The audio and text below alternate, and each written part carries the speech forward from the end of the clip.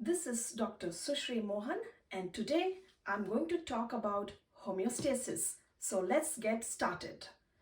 Homeostasis is the condition of our body where it tries to remain in a relatively constant state, even though the outside situation or the environment may fluctuate. French physiologist Claude Bernard, he was the first one to observe that the human body has a steady state, a relatively steady state. Why I say relative is because it's not a fixed condition.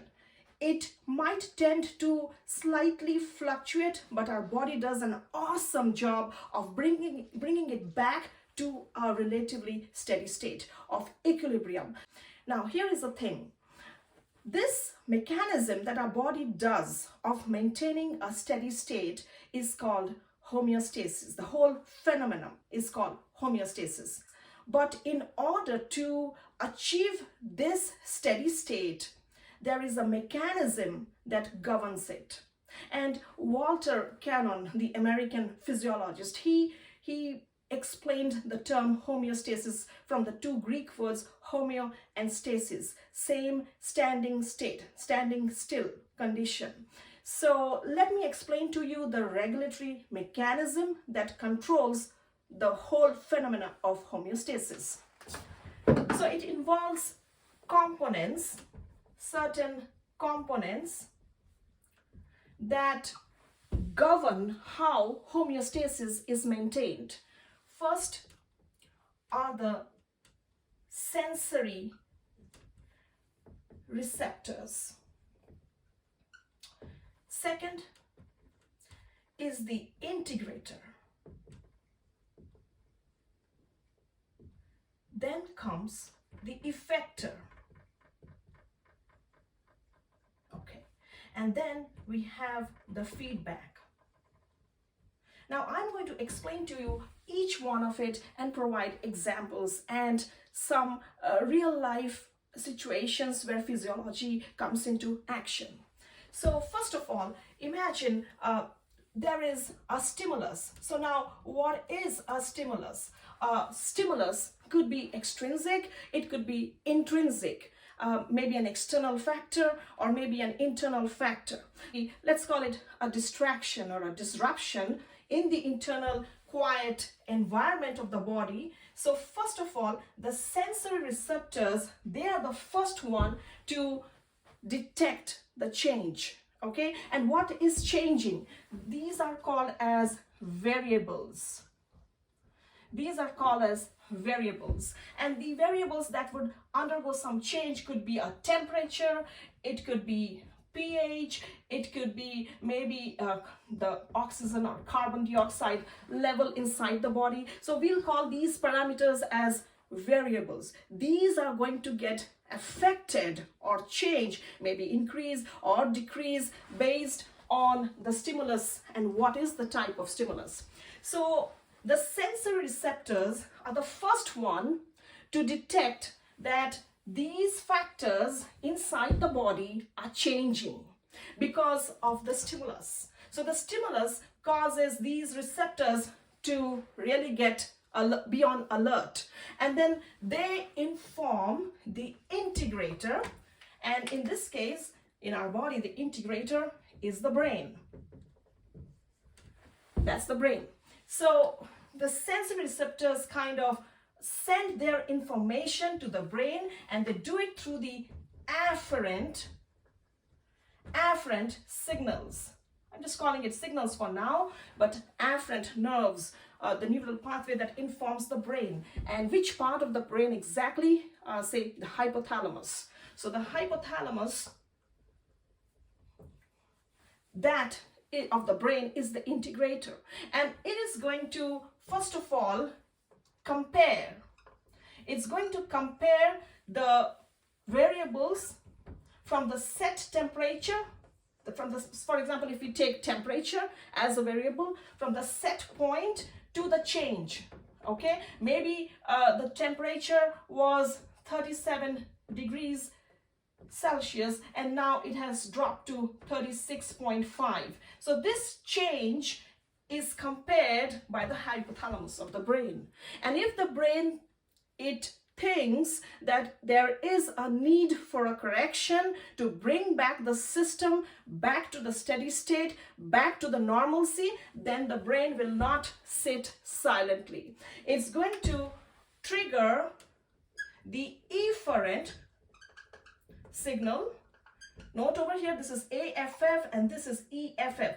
This comes to the brain and this goes away from the brain. So coming to the brain, look at the arrows, and this goes away from the integrator or the brain. And it comes to the effector. The signal comes to the effector for what? To react to the change. And the effector, the example of effector, as you know, is the muscles and the glands that act upon the instruction sent by the integrator, which is the brain. The brain is the control center. It does two things. Number one, it makes sure that the set point or the steady state or the homeostatic state of the body does not get too much distracted or disturbed from its steady state. And then number two, it makes sure that it takes necessary action so that if there is any change, it should come back or return back to the steady state. So now the effectors, they react. So the muscle or the gland, if it is a muscle, it's going to have some kind of an activity, like maybe a skeletal muscle contraction. If it's a gland, it's going to have a secretion, whether exocrine secretion or endocrine secretion. So then once the response is done, the feedback, whatever is the response, the feedback is read again by the sensory receptors. Now the feedback that goes, it could be a positive feedback or it could be a negative feedback. And once the feedback goes to the sensory receptors, it's going to either stop this loop from happening anymore, it will stop its continuation, or it will allow it to be continued more and more until a steady state is achieved. So these are the components that regulate the entire process of homeostasis. A stimulus comes from a stimulant. So imagine this is your house. You have, number one, you have a thermometer. Then you have a thermostat. You have a furnace. And your house has a very pleasant temperature. Say it is at 68 degrees Fahrenheit. And you are feeling very pleasant inside your house. Now, suppose somebody opens a window and chill breeze or chill air enters into your house. As soon as the window is opened, the chill air enters your room, your temperature is going to dip. The ambient temperature of the room is going to go down. Okay, so it maybe drops down to say 64 degree Fahrenheit. Now you're beginning to feel cooler. Immediately, the first thing is the thermometer. That is going to detect that the set temperature was 68, but because the window was opened, it has now fallen down to 64. So the thermometer, first of all, detects it. Then it informs the thermostat. The thermostat is very important because it compares the set temperature, this is the set temperature, with the one that is now the current temperature after the window was opened. And then the thermostat, after comparing it, receiving the information from the thermometer, finishing the comparison integration part of it, finally decides to take action, and it will instruct the furnace to start generating heat. So that's how the furnace kicks in, and then heat is produced. And once the heat is produced, this is heat, it's being produced, and once it reaches from 64, heat and more heat, and it goes to 68 again, so we reach the set point, then the feedback goes to the thermometer, in this case, stop further heat generation. Because if you do not stop, it might go from 68 to 70, 75 and 80, making it unpleasant for us and warm inside the room. So just as we reach 68, the feedback, this is the feedback that goes to the thermometer to stop the furnace. Taking this example, what exactly happens inside our body? So inside our body, when there is a stimulus, in this case, the window, we can call it a stimulus, okay? The chill wind that enters through the window, that's the stimulus. That would fluctuate the temperature, putting it lower to 64 degree Fahrenheit. So the thermometer are the sensory nerve. Sometimes it could be hormones, which are chemical messengers, or it could be nerve impulses, sensory nerves that receive the disturbance or the sensation from the stimuli, and then they inform the thermostat, which is the brain or the integrator, through the afferent nerve. Then the brain takes the decision, it informs the furnace. In this case, it would be the effector, that is the muscle, the skeletal muscle, and that would produce heat. How does the skeletal muscle produce heat? Through the act of shivering. Okay, so we know about vasodilation and vasoconstriction.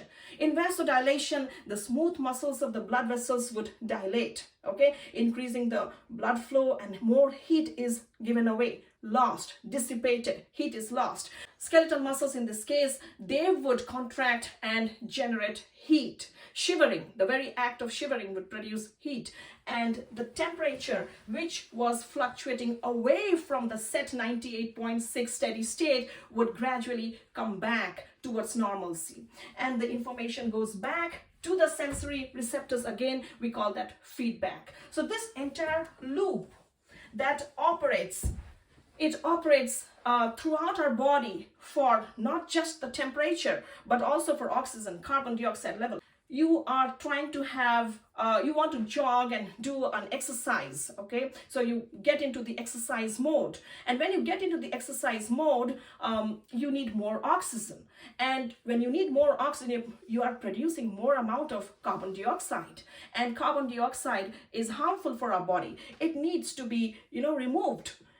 That's why our breathing rate increases. That's the homeostatic reflex. That's the homeostatic adaptive mechanism. When you start running, the breathing rate increases. Are you even aware that your breathing rate has increased from the normal, say 16 to 18 breaths per minute? It suddenly starts to increase because we are increasing the ventilation process. We are providing more oxygen and getting rid of the carbon dioxide. When you slow down and your exercise comes to an end point, your breathing rate gradually slows down.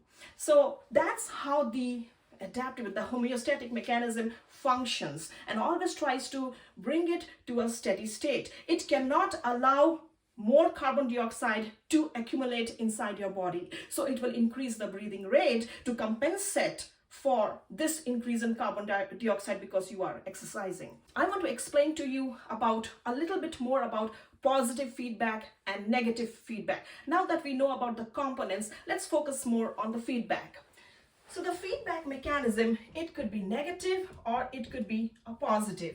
A negative report card or a positive report card, okay, or the response that goes back to the body after everything is completed. So if it is negative, it is more opposing or it is more inhibitory.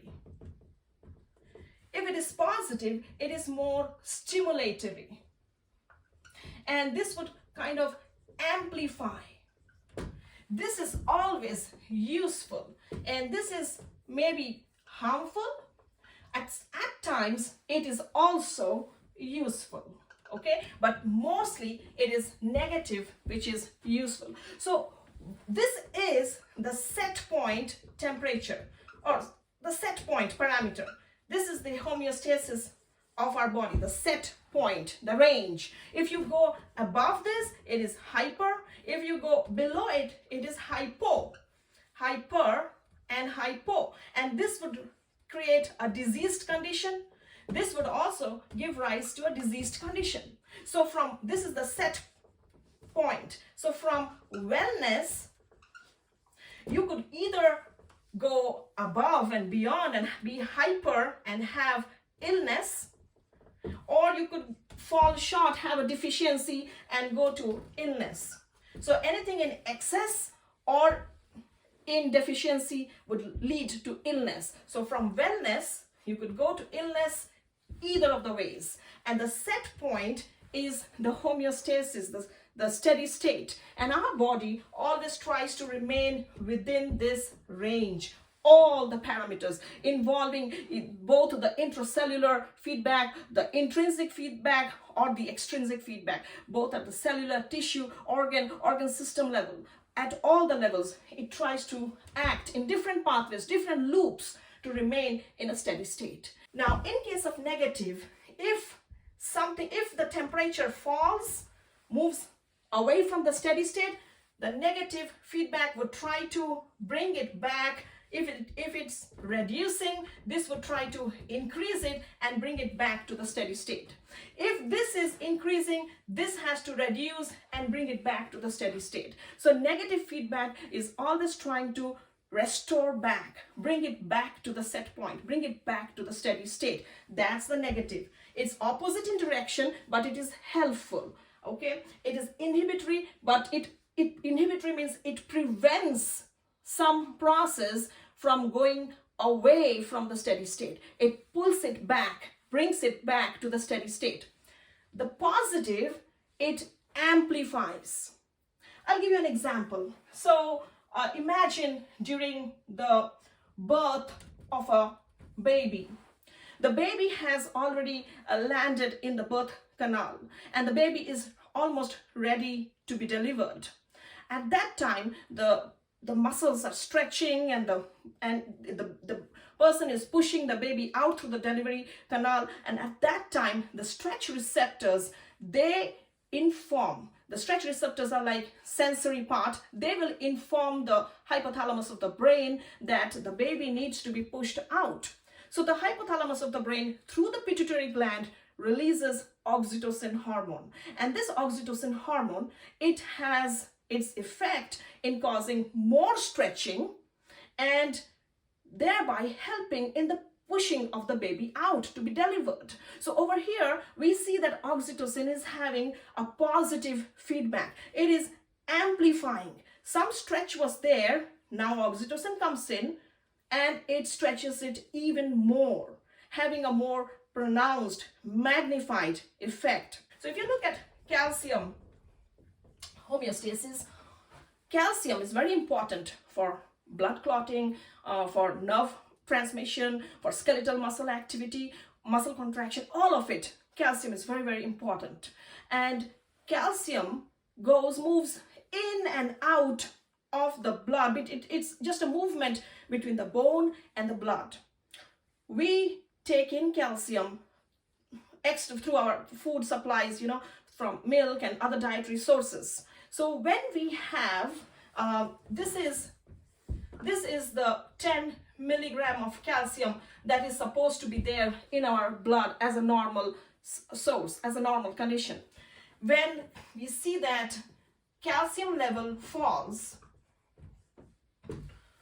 we have a gland which is called as the parathyroid gland. And the parathyroid gland, when the blood passes through the parathyroid gland, it is at the posterior side of the thyroid. This is the thyroid, so at the posterior side is the parathyroid gland. And when the blood passes through the parathyroid gland, it has receptors that detect the level of calcium in the blood. And if they find that the level of calcium is less than the normal range, then they cause the secretion of the PTH hormone, which is called as the parathormone or the parathyroid hormone. And this hormone, this one, causes the activation of osteoclast cells that release calcium, that release the calcium from the bone into the blood.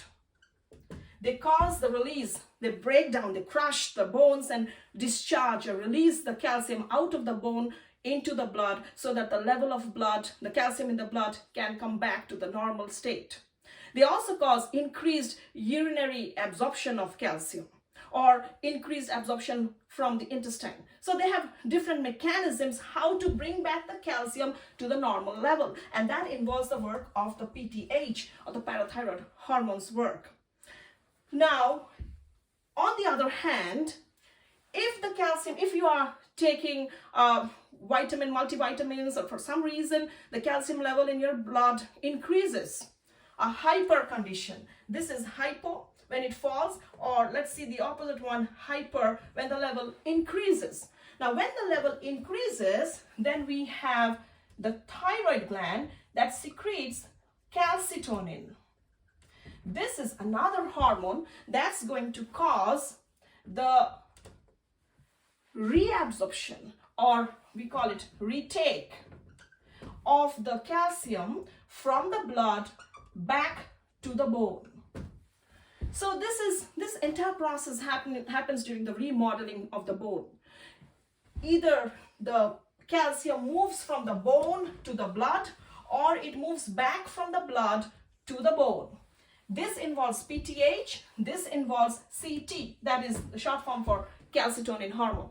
So this involves osteoblast cells, okay, and this involves osteoclast cells. So this is the mechanism through which the calcium level is maintained at a steady state. So there's another one which is called feed forward. When food typically enters into our stomach, the stomach muscles are like stretched, and the stretch receptors in the muscles of the stomach, they inform the brain to secrete the gastric juices, and that would help or aid in the partial digestion of the food. Now, when this entire process is happening and the muscles of the stomach are stretching even more as food has come into the stomach, getting ready for digestion process, even before the food passes into the intestine, the signal leaps forward, moves forward, and goes from the stomach to the intestine to start stretching and get ready, because the food is going to next move into the intestine. So that's how it copes up in advance preparation that the food is going to come to the intestine, and this is called feed forward mechanism. So summarizing all of these together, so I can always tell you about the most common example is diabetes. When we take soda instead of apple, what happens? If you take apple, there is a slow release of glucose. Whereas if you take a soda, there is a quick burst of energy, and after that, there is a collapse. Because there's such a high amount of sugar that is released from the soda that a bulk of insulin comes, to neutralize it, and then it overshoots, and then there is a crash. As a result, we feel completely in a state of fatigue after consuming soda. There is first a big heightened source of energy, and then there is a crash. Now, in case of this entire glucose balance or glucose homeostasis mechanism, when you look at how glucose is maintained in a steady state, if you look at the glucose homeostasis mechanism, when we take food, as soon as we take in the food, it increases glucose in the blood. Now, the steady state of glucose in the body is, say, 80 to 100 milligram per deciliter of sugar. That is the amount of sugar that should be there in the blood. Now, when we take a meal, the glucose increases. What happens is, in our pancreas, we have islets of Langerhans cells, and these islets of Langerhans cells, particularly the beta cells, they are going to secrete the insulin hormone. And this insulin is going to act on the glucose and convert it into glycogen. It's going to convert it into glycogen by a process called glycogenesis. And it's going to store up this glycogen so that in the future it can be of use when it is needed. And If in case the sugar level falls, just the opposite, here it increased, so pancreas secreted insulin, but if in case it falls, then the same pancreas, but in this case alpha cells, they are going to secrete the hormone which is called glucagon. And glucagon is, because there is a shortage of glucose now, it's going to act on the same glycogen and cause the release of glucose, and this process would be called as glycogenolysis, or the breakdown of glycogen, releasing glucose back into the blood. So it's like you have a lot of money, you got your pay, and you want to put it back into the bank, so your account gets credited. Okay, your account gets credited. So imagine glucose being converted into glycogen by the process called glycogenesis, and the money is put into your account, credited. Tomorrow you are in need of the money, so you want to debit it from your account. So you bring your money back from the bank. Okay, so you are literally going to convert glycogen back into the glucose level so that you can perform some kind of a function. And this process is glycogenolysis. The human body has this homeostatic mechanism of adaptation, how it releases insulin or glucagon from the beta cells and alpha cells and tries to, bring it back to the steady state. Thank you very much. And if you like more content from me, then please like and subscribe.